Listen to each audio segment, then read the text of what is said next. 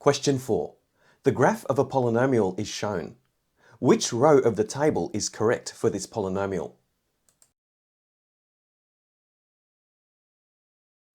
Let's have a look at the graph of this polynomial function in more detail. Firstly, it has a characteristic S shape, which means that it's most likely to be a cubic function. Secondly, as x approaches negative infinity, y approaches infinity. That means as the x values get smaller, the y values are getting larger. And as x approaches infinity, y approaches negative infinity. That means as the x values get larger, the y values get smaller. Now looking at the equations presented in the four options, we can see that the equations are presented in factor form. Now a cubic curve will cross the x-axis at least once, but up to 3 times. Going back to our graph, we can see that the curve crosses or touches the x-axis twice. Now let's have a look at this particular crossing point here. We call this a root or a zero of the polynomial.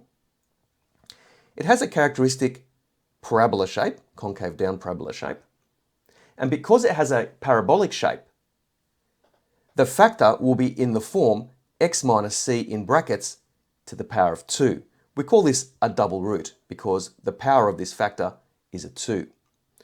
Also, the value of c will be greater than 0 because this root is located to the right of the origin. And the factor is in the form x minus c, not x plus c. Looking at this root here, if we zoomed in on this particular point, we can see that the behavior of the graph resembles that of a linear function or a straight line function. This is what we call a single root because the factor that contributes to the shape of the curve around that point is in the form x minus b to the power of 1, where b is a constant.